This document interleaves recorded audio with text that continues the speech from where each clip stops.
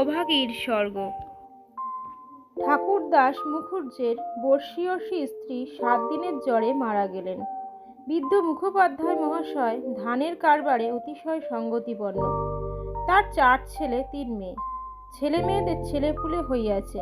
জামাইরা, প্রতিবেশীর দল, চাকর বাকর, সে যেন একটা উৎসব বাঁধিয়া গেল। সমস্ত গ্রামের লোক ধুমধামের শবযাত্রা ভিড় করিয়া দেখিতে আসিল।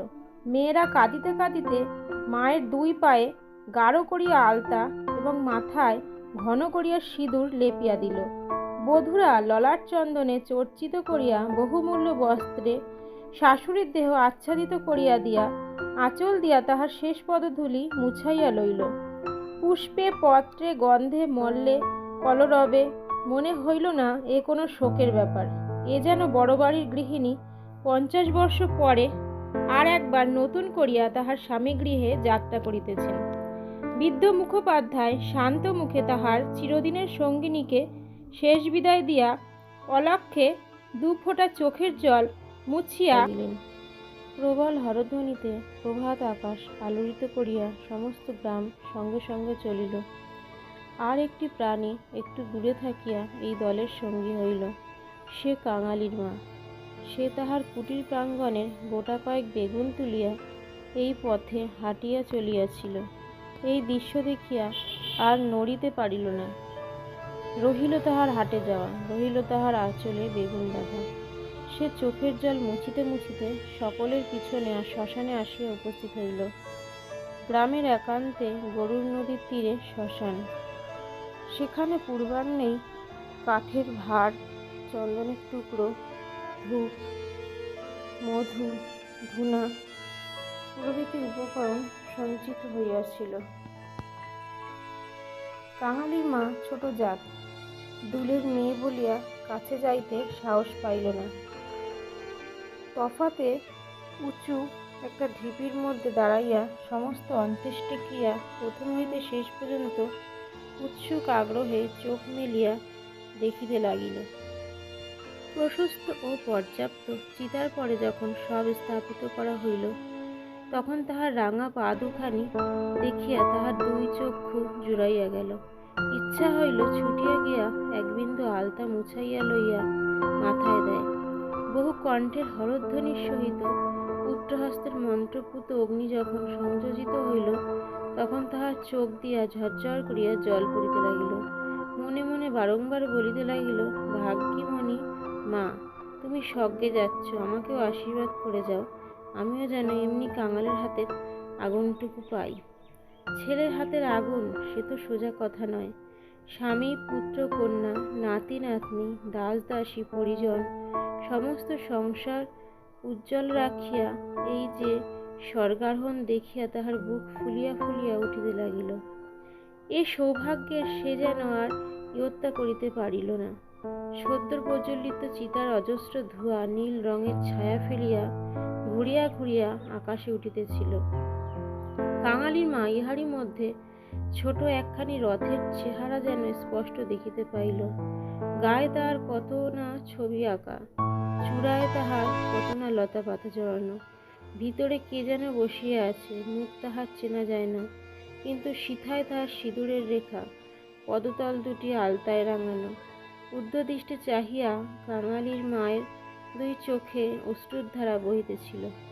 এমন সময় একটি বছর 14-15 ছেলে তাহার আঁচলে টান দিয়া কহিল, হেথায় তুই দাঁড়িয়ে আছিস মা, ভাত রাঁধবি নে? মা চমকিয়া ফিরিয়া চাহিয়া কহিল, রাঁধব রে। হঠাৎ উপরে আঙুল নির্দেশ করিয়া ব্যগ্রস্বরে কহিল, দেখ দেখ বাবা, বামন মা ওই রথে চড়ে স্বর্গে যাচ্ছে। ছেলে বিস্ময়ে মুখ তুলিয়া কহিল, কই? ক্ষণকাল নিরীক্ষণ করিয়া শেষে বলিল, তুই খেপেছিস? ও তো ধুয়ো। রাগ করিয়া কহিল, বেলা দুপুর বাজে, আমার খিদে পায় না বুঝি? এবং সঙ্গে সঙ্গে মায়ের চোখের জল লক্ষ্য করিয়া বলিল, বামুনদের গিন্নি মরছে, তুই কেন কেঁদে মরছিস মা? কাঙালির মার এতক্ষণে হুঁশ হইল। পরের জন্য শ্মশানে দাঁড়াইয়া এইভাবে অশ্রুপাত করায় সে মনে মনে লজ্জা পাইল। এমনকি ছেলের অকল্যাণের আশায় মুহূর্তে চোখ মুছিয়া ফেলিয়া একটুখানি হাসিবার চেষ্টা করিয়া বলিল, কাঁদবো কিসের জন্য রে? চোখে ধলে গেছে বই তো নয়। হ্যাঁ, ধলে গেছে বইতে না, তুই কাঁদছিলিস। মা আর প্রতিবাদ করিল না, ছেলের হাত ধরিয়া ঘাটে নামিয়া নিজেও স্নান করিল, কাঙালিকেও স্নান করাইয়া ঘরে ফিরিল। শ্মশান সৎকারের শ্রেষ্ঠভূ দেখা আর তার ভাগ্যে ঘটিল না। সন্তানের নামকরণকালে পিতামাতার মূঢ়তায় বিধাতা পুরুষ অন্তরিক্ষে থাকিয়া অধিকাংশ সময়ে শুধু হাস্য করিয়াই ক্ষান্ত হন না, তীব্র প্রতিবাদ করেন। তাই তাহাদের সমস্ত জীবনটা তাহাদের নিজেদের নামগুলোকেই যেন আমরণ ভ্যাংচাইয়া চলিতে থাকে। কাঙালির মার জীবনে ইতিহাস ছোট, কিন্তু সেই ছোট্ট কাঙালি জীবনটুকু বিধাতার এই পরিহাসের দায় হইতে অব্যাহতি লাভ করিয়াছিল। তাহাকে জন্ম দিয়া মা মরিয়াছিল, বাপ রাগ করিয়া নাম দিল অভাগী। মা নাই, বাপ নদীতে মাছ ধরিয়া বেড়ায়, তাহার না আছে দিন না আছে রাত। তবু যে কি করিয়া ক্ষুদ্র অভাগী একদিন কাঙালির মা হইতে বাঁচিয়া রহিল, সে এক বিস্ময়ের বস্তু। যাহার সহিত বিবাহ হইল তাহার নাম রসিক বাঘ। বাঘের অন্য বাঘিনী ছিল, ইহাকে লইয়া সে গ্রামান্তরে উঠিয়া গেল। অভাগী তাহার অভাগ্য ও শিশুপুত্র কাঙালিকে লইয়া গ্রামেই পড়িয়া রহিল। তাহার সেই কাঙালি বড় হইয়া আজ 15 পা দিয়াছে, সবে মাত্র বেতের কাজ শিখিতে আরম্ভ করিয়াছে। অভাগীর আশা হইয়াছে আরো বছরখানেক তাহার অভাগ্যের সহিত জুঝিতে পারিলে দুঃখ ঘুচিবে। এই দুঃখ যে কি, যিনি দিয়াছেন তিনি ছাড়া আর কেহই জানেন না। কাঙালি পুকুর হইতে আচাইয়া আসিয়া দেখিল তাহার পাতের ভুক্তাপ শেষ। মা একটা মাটির পাত্রে ঢাকিয়া রাখিতেছে। আশ্চর্য হইয়া জিজ্ঞাসা করিল, তুই খেলি নে মা? বেলা গড়িয়ে গেছে বাবা, এখন আর খিদে নেই। ছেলে বিশ্বাস করিল না, বলিল, না, খিদে নেই বই কি? কই দেখি তো তোর হাড়ি। এই ছলনায় বহুদিন কাঙালির মা কাঙালিকে ফাঁকি দিয়া আসিয়াছে। সে হাড়ি দেখিয়া তবে ছাড়িল, তাহাতে আর একজনের মতো ভাত ছিল। তখন সে প্রসন্ন মুখে মায়ের কোলে গিয়া বসিল। এই বয়সের ছেলে সচরাচর এইরূপ করে না, কিন্তু শিশুকাল হইতে বহুকাল যাবৎ সে রুগ্ন ছিল বলিয়া মায়ের কোট ছাড়িয়া বাহিরের সঙ্গী সাথীদের সহিত মিশিবার সুযোগ পায় নাই। এইখানে বসিয়াই তাহার খেলাধুলার স্বাদ মিটাইতে হইয়াছে। এক হাতে গলা জড়াইয়া মুখের উপর মুখ রাখিয়াই কাঙালি চকিত হইয়া কহিল, মা, তোর গা যে গরম কেন? তুই অমন রোদে দাঁড়িয়ে মরা পোড়ানো দেখতে গেলি কেন? আবার নেই এলি, মরা পোড়ানো কি তুই? মা শশব্যস্ত ছেলের মুখে হাত চাপা দিয়া কহিল, ছি বাবা, মরা পোড়ানো বলতে নেই, পাপ হয়। সতীলক্ষ্মী মা ঠাকুরন রথে করে স্বর্গে গেলেন। ছেলে সন্দেহ করিয়া কহিল, তোর এক কথা মা, রথে চড়ে কেউ নাকি আবার স্বর্গে যায়? মা বলিল, আমি যে চোখে দেখনু কাঙালি। বামুন মা রথের উপরে বসে তেনার রাঙা পা দুখানি যে সবাই চোখ মেলে দেখল রে। সবাই দেখলে? সবাই দেখলে? কাঙালি মায়ের বুকে ঠেস দিয়া বসিয়া ভাবিতে লাগিল, মাকে বিশ্বাস করাই তাহার অভ্যাস। বিশ্বাস করিতেই সে শিশুকাল হইতে শিক্ষা করিয়াছে। সেই মা যখন বলিতেছে সবাই চোখ মিলিয়া এত বড় ব্যাপার দেখিয়াছে, তখন অবিশ্বাস করিবার আর কিছুই নাই। খানিক পরে আস্তে আস্তে কহিল, তাহলে তুইও তো মা স্বর্গে যাবি। মেহেন্দির মা সেদিন রাঘালের পিসিকে বলতেছিল, বাংলার মার মতো সতীলক্ষ্মী আর দুলে পাড়ায় নেই। কাঙালির মা চুপ করিয়া রহিল। কাঙালি তেমনি ধীরে ধীরে কহিতে লাগিল, বাবা, যখন তোরে ছেড়ে দিলে তখন তোরে কত লোকে তো নিকে করতে সাদাসাদি করলে, কিন্তু তুই বললি না।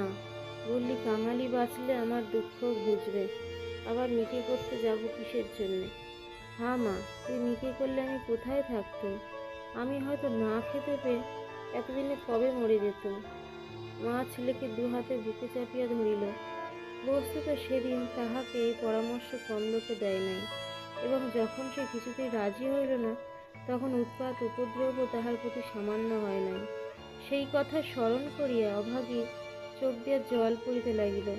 ছেলে হাত দিয়া মুছাইয়া দিয়া বলিল, কেতাটা পেতে দেব মা, শুবি? মা চুপ করিয়া রহিল।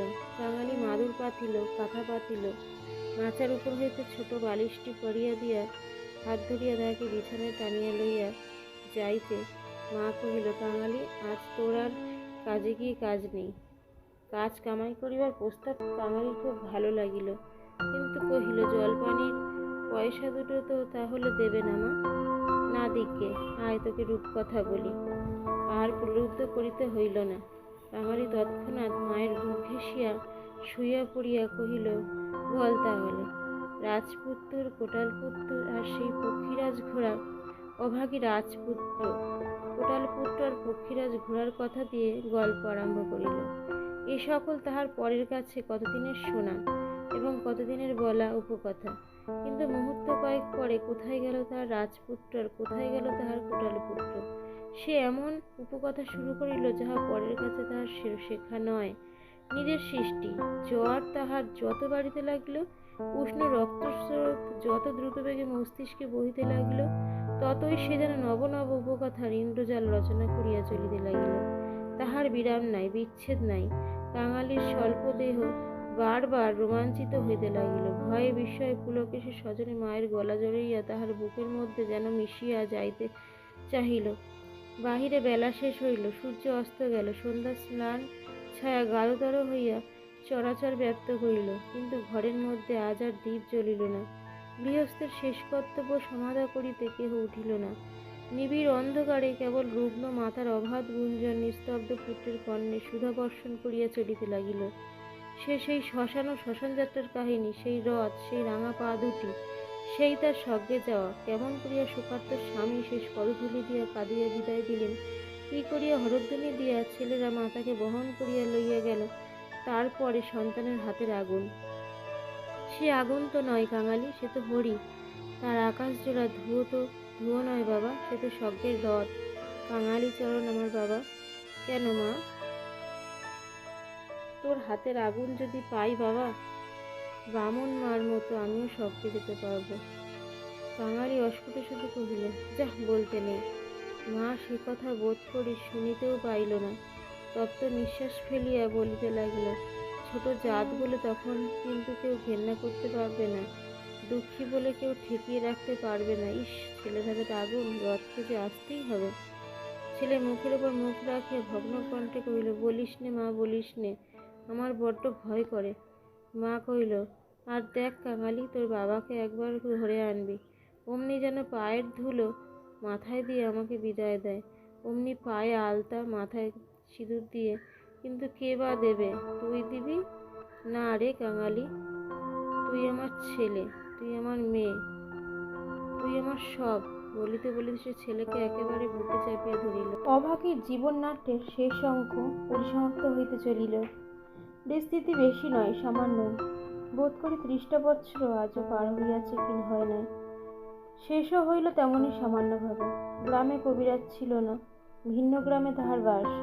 কাঙালি গিয়া কাদাকাটি করিল, হাতে পায়ে পড়িল, শেষে ঘটি বাঁধা দিয়া তাহাকে 1 টাকা প্রণামী দিল। তিনি আসিলেন না, গোটাচারেক বড়ি দিলেন। তাহার কত কি আয়োজন, ফল, মধু, আদার সত্য, তুলসী পাতার রস। কাঙালির মা ছেলের প্রতি রাগ করিয়া বলিল, কেন তুই আমাকে না বলে ঘটি বাঁধা দিতে গেলি বাবা? হাত পাতিয়া বড়ি কয়টি গ্রহণ করিয়া মাথায় ঠেকাইয়া উনানে ফেলিয়া দিয়া কহিল, ভালো হইতে এতেই হব। বাগদিদুলের ঘরে কেউ কখনো ওষুধ খেয়ে বাঁচে না। দিন 2-3 এমনি গেল। প্রতিবেশীরা খবর পাইয়া দেখিতে আসিল। যে যাহা মুষ্টি যোগ জানিত, হরিণের শিং-ঘষা জল, গেটে কড়ি পুড়াইয়া মধুতে মারিয়া চাটাইয়া দেওয়া ইত্যাদি অব্যর্থ ঔষধের সন্ধান দিয়া যে যাহার কাজে গেল। ছেলেমানুষ কাঙালি ব্যতিব্যস্ত হইয়া উঠিতে মা তাহাকে কাছে টানিয়া লইয়া কহিল, কবিরাজের বাড়ি বড়িতে কিছু হলো না বাবা, আর ওদের ওষুধে কাজ হবে? আমি এমনি ভালো হব। কাঙালি কাঁদিয়া কহিল, তুই বড়ি তো খেলি নে মা, উনুনে ফেলে দিলি, এমনি কি কেউ সারে? আমি এমনি সেরে যাব, তার চেয়ে দুটো ভাতের হাত ফুটিয়ে নিয়ে খা দেখি, আমি চেয়ে দেখি। কাঙালি এই প্রথম অপটু হস্তে ভাত রাঁধিতে প্রবৃত্ত হইল। না পারিল ফ্যান ঝাড়িতে, না পারিল ভালো করিয়া ভাত বাড়িতে। উনান তাহার জ্বলে না, ভিতরে জল পড়িয়া ধোয়া হয়। ভাত ঢালিতে চারিদিক ছড়াইয়া পড়ে। মায়ের চোখ ছলছল করিয়া আসিল।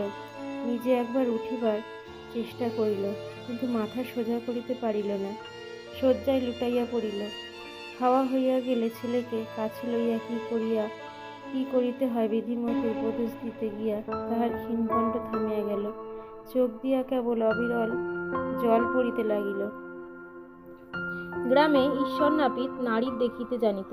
পরদিন সকালে সে হাত দেখিয়া তাহারই সম্মুখে মুখ গম্ভীর করিয়া দীর্ঘ নিঃশ্বাস ফেলিল এবং শেষে মাথা নাড়িয়া উঠিয়া গেল। কাঙালির মা ইহার অর্থ বুঝিল, কিন্তু তাহার ভয়ও হইল না। সকলে চলিয়া গেলে সে ছেলেকে কহিল, এইবার একবার তাকে ডেকে আনতে পারিস বাবা? কাকে মা? ওই যে রে, ও গায়ে যে উঠে গেছে। কাঙালি বুঝিয়া কহিল, বাবাকে? অভাগী চুপ করিয়া রহিল। কাঙালি বলিল, সে আসবে কেন মা? অভাগীর নিজেরই যথেষ্ট সন্দেহ ছিল, তথাপি আস্তে আস্তে কহিল, গিয়ে বলবি মা শুধু একটু তোমার পায়ের ধুলো চায়। সে তখনই যাইতে উদ্যত হইলে সে তাহার হাতটা ধরিয়া ফেলিয়া বলিল, একটু কাদা কাটা করিস বাবা, বলিস মা যাচ্ছে। একটু থামিয়া কহিল, ফেরবার পথে অমনি নাপতে বৌদির কাছ থেকে একটু আলতা চেয়ে আনিস কাঙালি। আমার নাম করলেই সে দেবে, আমাকে বড় ভালোবাসে। ভালো তাহাকে অনেকেই বাসিত। জ্বর হওয়া অবধি মায়ের মুখে সে এই কয়টা জিনিসের কথা এতবার এত রকম করিয়া শুনিয়াছে যে সে সেইখান হইতে কাঁদিতে কাঁদিতে যাত্রা করিল। পরদিন রসিক তুলে সময় মতো যখন আসিয়া উপস্থিত হইল, তখন অভাগীর আর বড় জ্ঞান নাই। মুখের পরে মরণের ছায়া পড়িয়াছে। চোখের দৃষ্টি এ সংসারের কাজ সারিয়া কোথায় কোন অজানা দেশে চলিয়া গেছে। কাঙালি কাঁদিয়া কহিল, মা গো, বাবা এসেছে, পায়ের ধুলো নেবে যে। মা হয়তো বুঝিল না, হয়তো বা তাহার গভীর সঞ্চিত বাসনা সংস্কারের মতো তাহার আচ্ছন্ন চেতনায় ঘা দিল।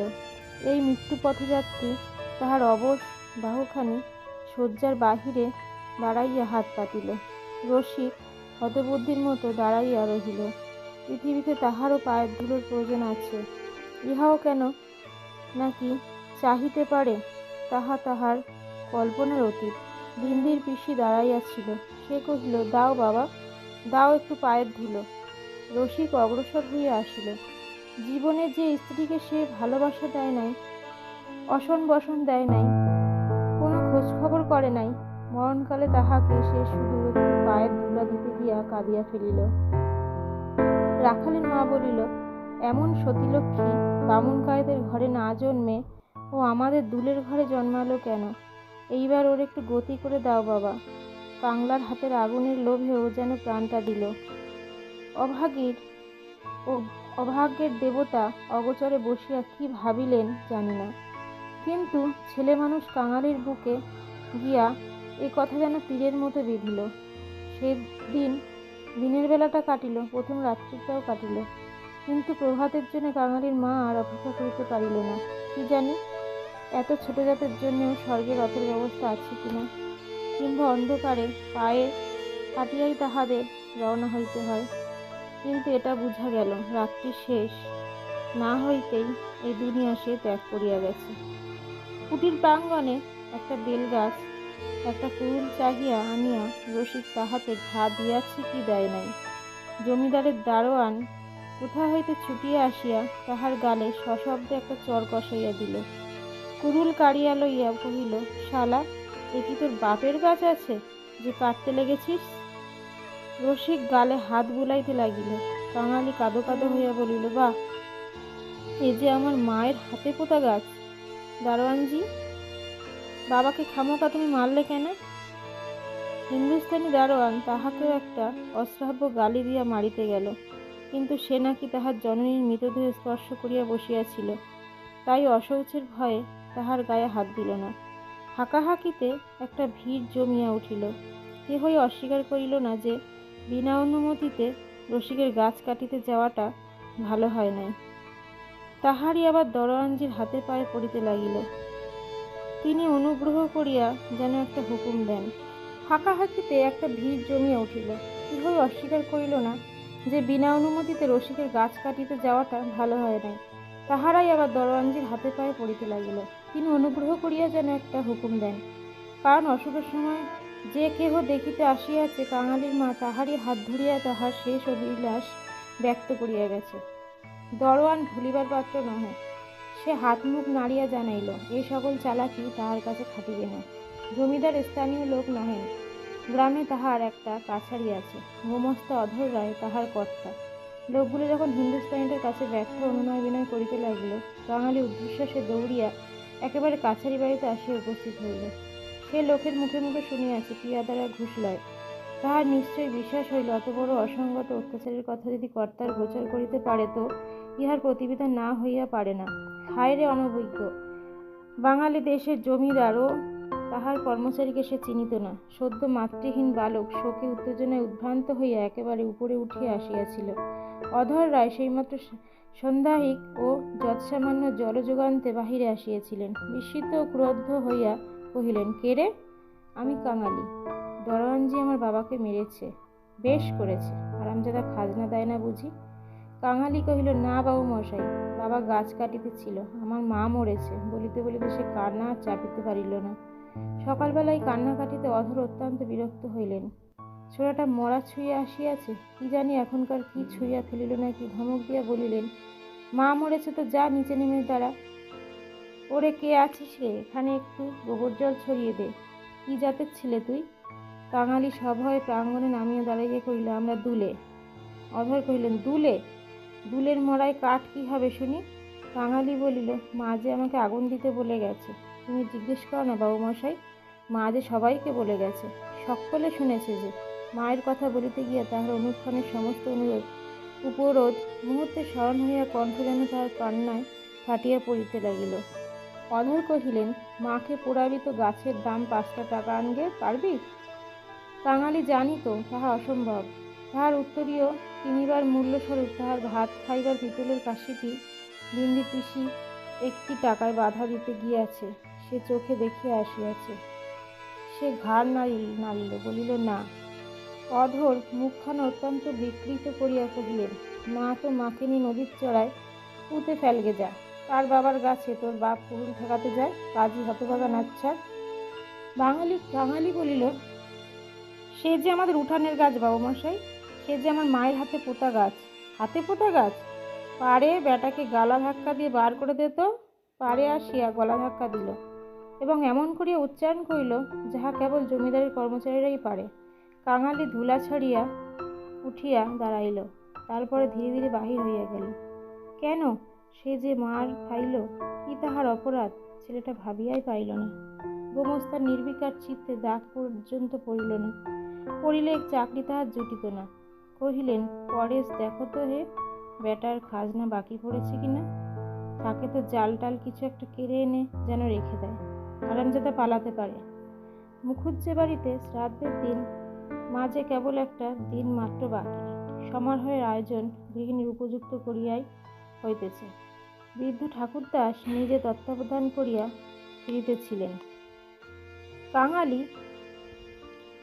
আসিয়া তাহার সম্মুখে দাঁড়াইল, কহিল, ঠাকুরমশাই, আমার মা মরে গেছে। তুই কে? কি চাস তুই? আমি কাঙালি। মা বলে গেছে তেনাকে আগুন দিতে। তার দিকে না।